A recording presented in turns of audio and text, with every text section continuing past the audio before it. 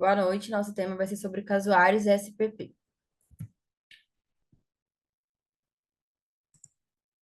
O nosso grupo é composto por mim, Bárbara, pela Fernanda, pela Kathleen, Keila e Mariana. Então, para a gente começar a falar um pouco, né, da espécie, a gente vai falar um pouquinho sobre a taxonomia. Os casuários estão na classe das aves, na ordem Strutioniformes e na família Casuaridae. Ele é uma ave que normalmente é encontrado no norte da Austrália, na Nova Guiné e algumas ilhas adjacentes, né?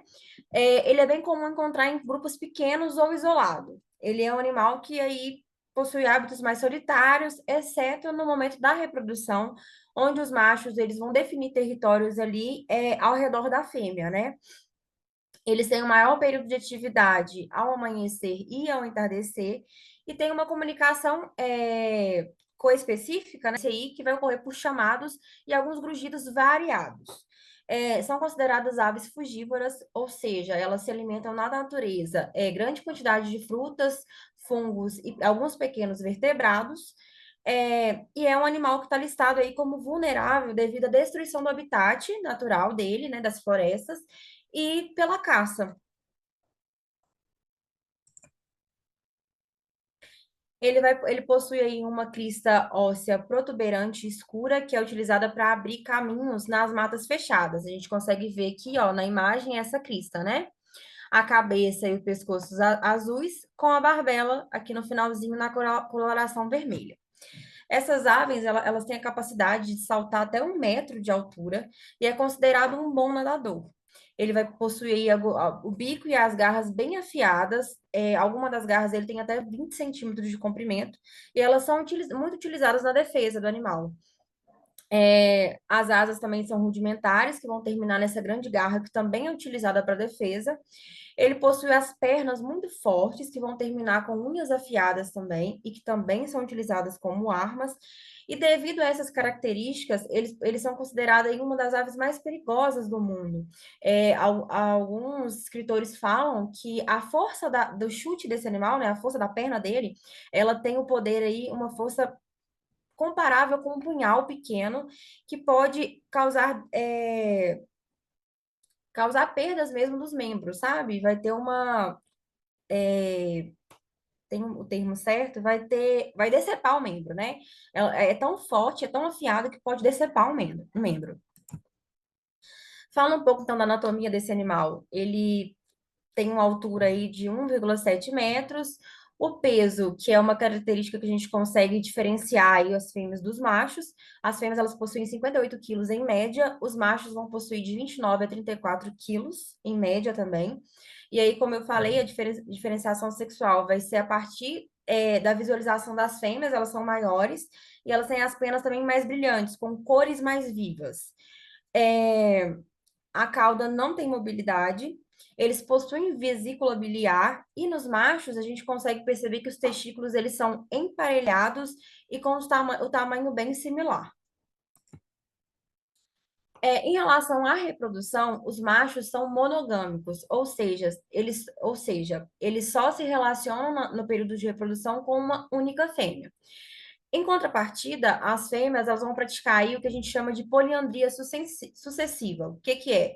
Elas vão conseguir acasalar com mais de um macho na mesma época reprodutiva, sendo assim, ela consegue ter o que a gente chama aí de posturas, né? Mais de uma postura, visto que elas vão se acasalar com mais de um macho.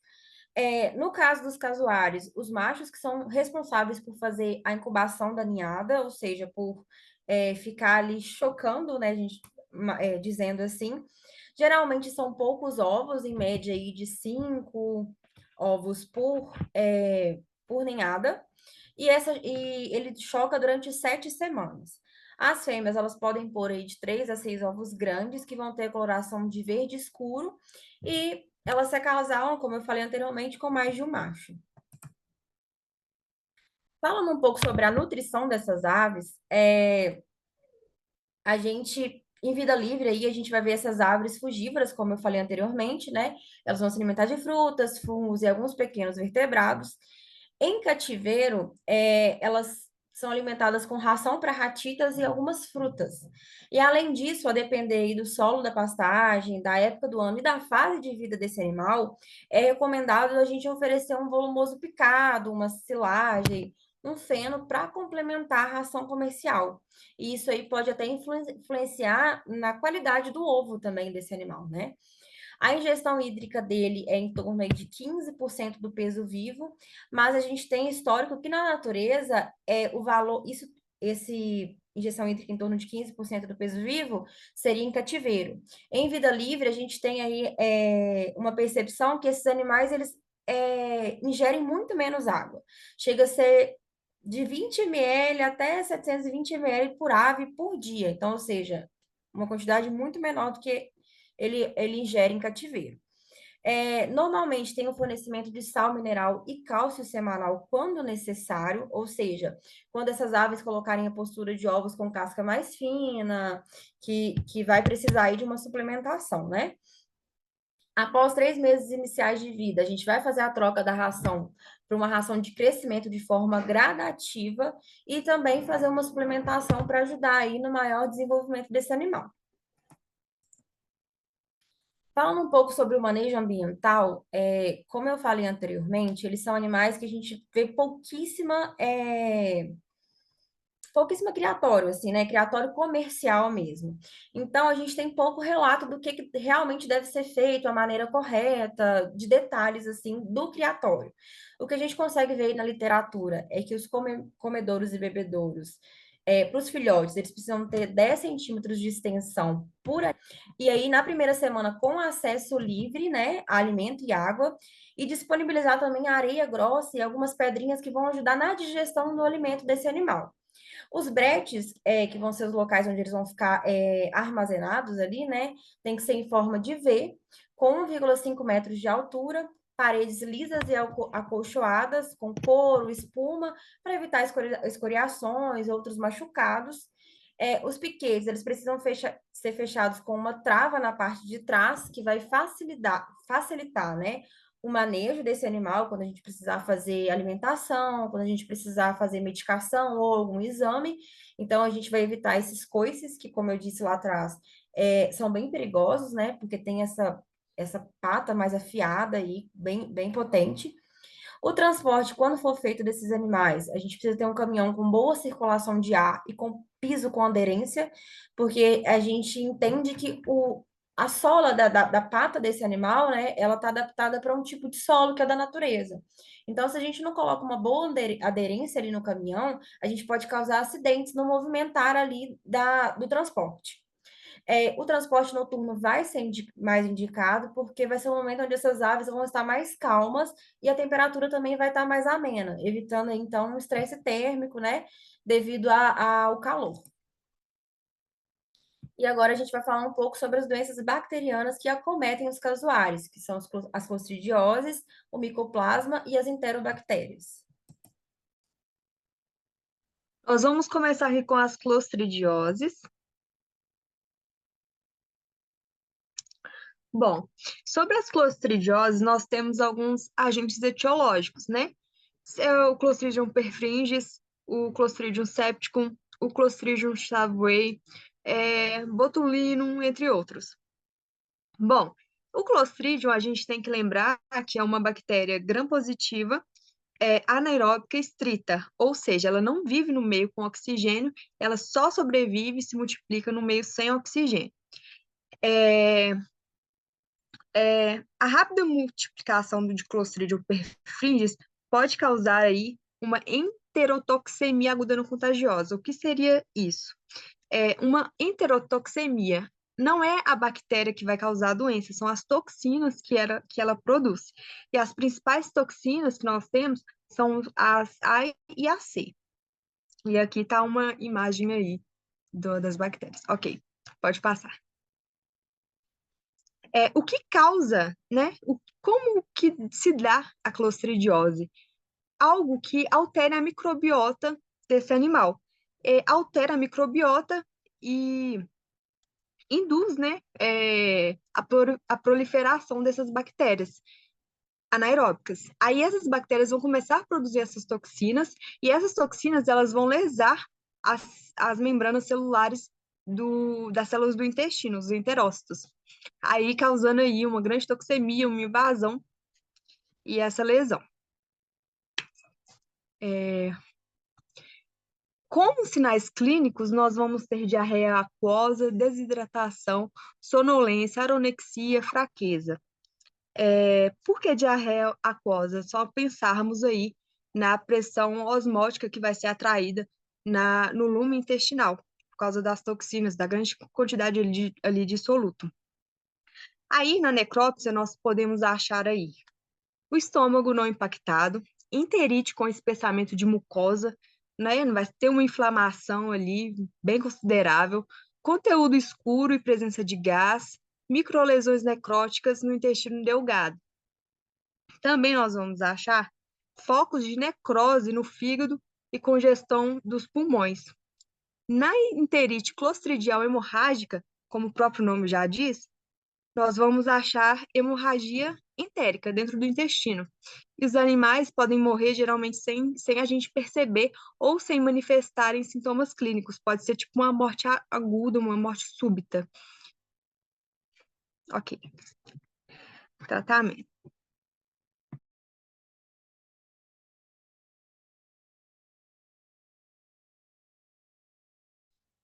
Áudio.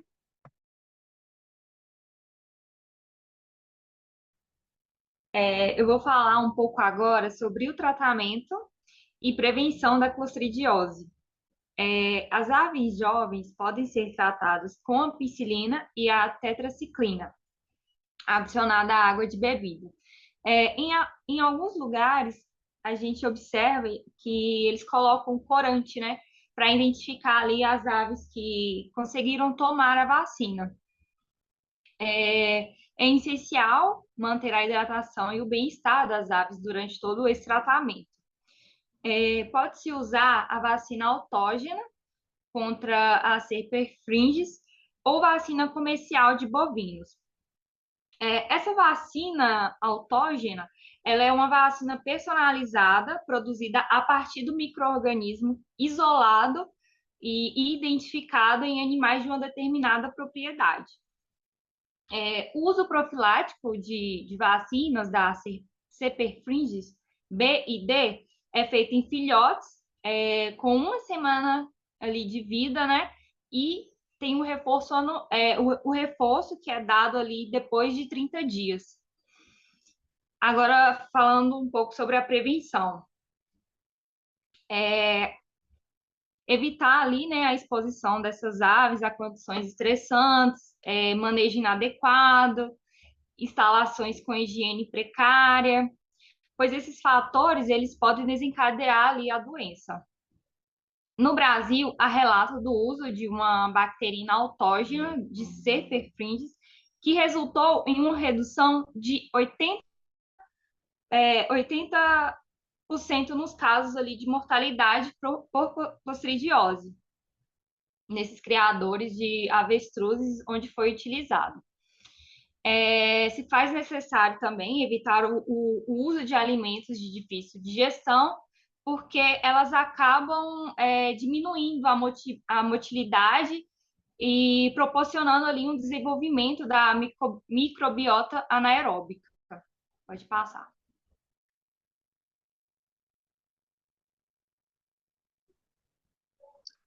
Falando agora um pouco sobre o micoplasma, pode passar, por favor.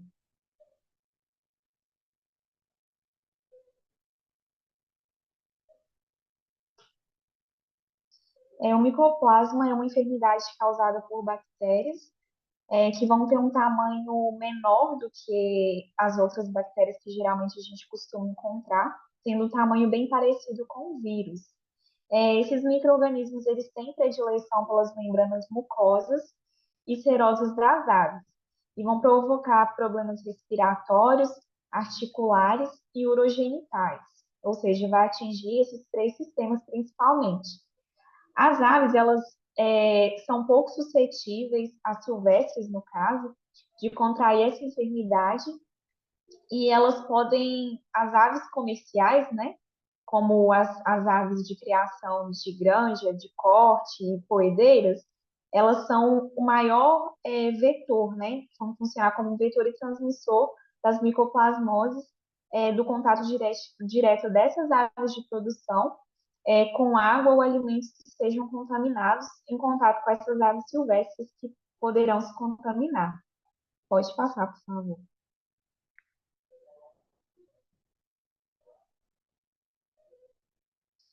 As infecções, elas geralmente ocorrem pelos agentes etiológicos Mycoplasma galiseptium, Mycoplasma synove e Mycoplasma meleagris.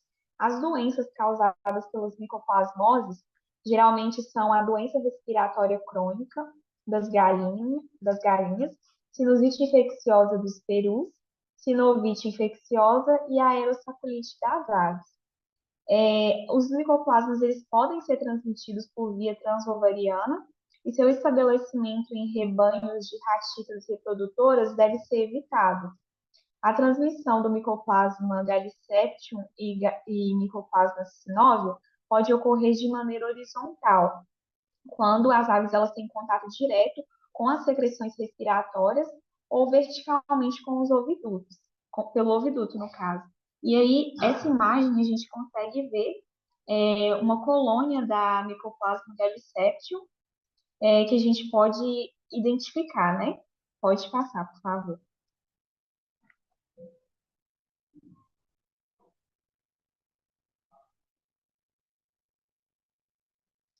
Falando um pouquinho sobre a patogenia, o período de incubação tanto da Galiseptium quanto da Synovia é similar. Ele pode variar de 11 a 21 dias, mas vai depender também da virulência das cepas, da concentração delas e de fatores de estresse ambiental em que essas aves estejam sendo manejadas, né?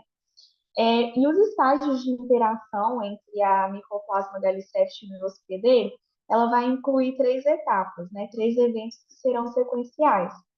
Que primeiro vai ser o contato não específico, segundo a gente vai ter a aderência específica aos receptores, e terceiro a gente vai ter a colonização e os danos subsequentes à célula. Uma vez que os micoplasmas eles não têm parede celular, eles vão ter muita facilidade para se aderir à membrana da célula do hospedeiro. E aí vão ter os determinantes antigênicos, né, que vão se encontrar na membrana trilaminar, e eles vão ser capazes de estimular o sistema imune do hospedeiro. E isso vai funcionar como fatores tóxicos e mitogênicos, e assim o animal ele vai começar a ter proliferação, principalmente nas mucosas, e vai ter o desenvolvimento dos sinais clínicos. Pode passar. Os sinais clínicos que geralmente são encontrados são tosses, espirro, ronqueira, secreção nasal, diarreia, conjuntivite, rinite, sinusite, laringite, traqueite. O monitoramento do micoplasma, ele é bem difícil de ser controlado, porque uma vez que a gente tem essa doença instalada no lote, ela vai tender a causar perdas na reprodução, porque ela vai causar lesões, né, como a gente pode ver diante dos sinais clínicos, lesões no trato respiratório, podendo causar também no trato reprodutivo e locomotor. Então, o controle e a erradicação dessa doença dentro dos lotes, ela é bem complicada. E o diagnóstico ele pode envolver provas sorológicas ou provas moleculares.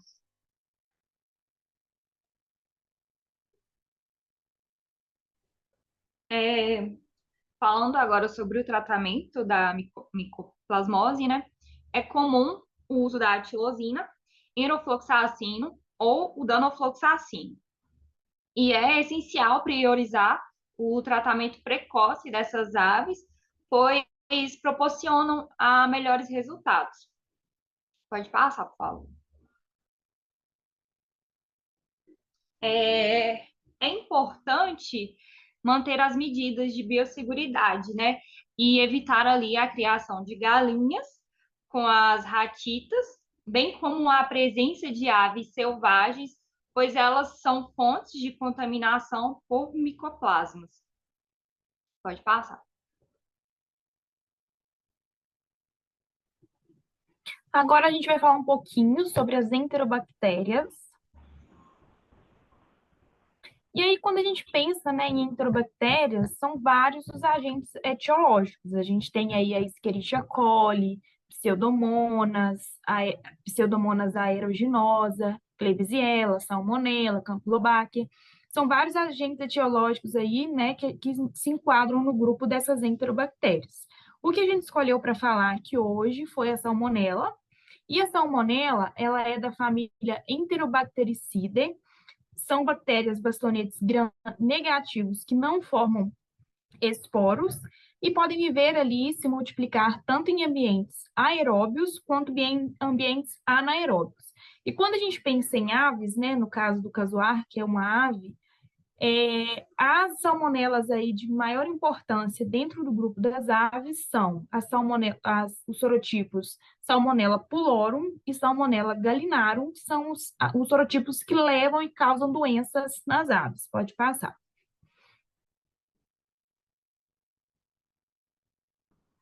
E aqui, agora, a gente vai falar um pouquinho sobre essa patogenia, como que acontece.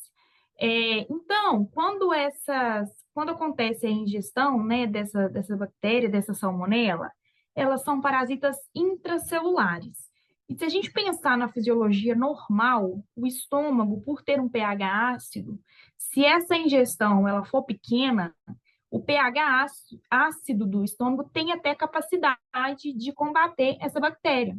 Só que se a ingestão for em uma grande quantidade, esse pH não vai ser o suficiente para combater todas essas bactérias ali, elas vão continuar a passar pelo estômago e chegar no trato ali, no intestino, né? Chegar tanto no intestino delgado quanto grosso. E aí, dentro do intestino, o que que vai acontecer? Elas invadem os tecidos epiteliais e subepiteliais dos intestinos, tanto delgado quanto grosso. E através disso aí a gente vai ter algumas ocorrências, como, por exemplo, pode ter uma diarreia, é comum na salmonela, porque uma vez que elas invadem ali o tecido epitelial e subepitelial, a gente vai ter algumas lesões. E aí a absorção e digestão dos alimentos vai ficar prejudicada, e com essa, né, e uma vez que essa digestão, que essa absorção, que essa digestão estão prejudicadas, a gente vai ter ali um acúmulo de líquido ali dentro do intestino, justamente porque esse alimento que ficou ali dentro, né, por questão de osmolaridade, vai atrair água, a gente vai ter a ocorrência de diarreia osmótica. E outra coisa que pode acontecer também é a fagocitose por heterófitos, não são macrófagos, porque as aves não têm macrófagos. Então, nas aves, o que tem a função de macrófagos, a gente chama de heterófitos. Então, teria uma fagocitose por esses heterófitos, e aí acontece multiplicação, esses macrófagos, esses heterófitos muitas vezes não conseguem combater a bactéria, e aí a gente pode ter uma multiplicação acentuada e que muitas vezes pode gerar até outros problemas, como, por exemplo, uma septicemia, uma vez que a gente está falando de bactéria. Outros pontos relevantes da gente levar em consideração é que pode ter uma transmissão transovariana, ou seja, né, a gente pode ter aí um filhote de casuar nascendo ali já com essa salmonela, uma vez que teve uma transmissão transovariana. E isso é muito perigoso porque quando tem essa transmissão transovariana, a gente vai ter ali uma interferência, danos na bursa de Fabrícios. E a bursa de Fabrícios, ela é uma etapa muito importante ali da imunologia. É um órgão imunológico muito importante nas aves. E uma vez que a gente tem um dano nessa bursa de Fabrícios, esses filhotes de casuar aí já podem nascer imunocomprometidos e ter um desenvolvimento imunológico prejudicado ao longo da vida.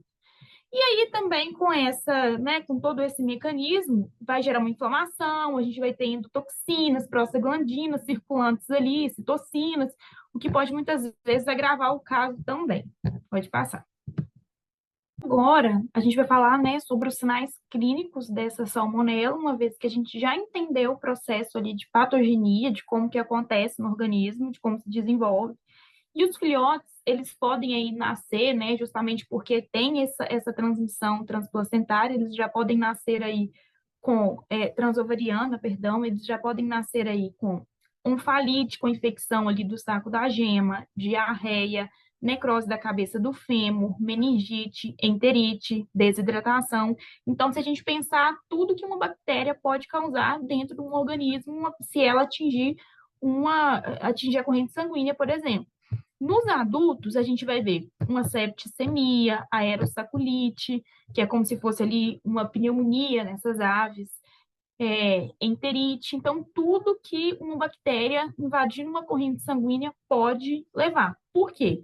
Essa translocação ela pode acontecer porque se a gente está tendo ali vazão das mucosas ali intestinais, a gente pode ter lesão, inflamação, e isso pode levar a uma translocação bacteriana. E pode levar essas aves à morte também. Pode passar.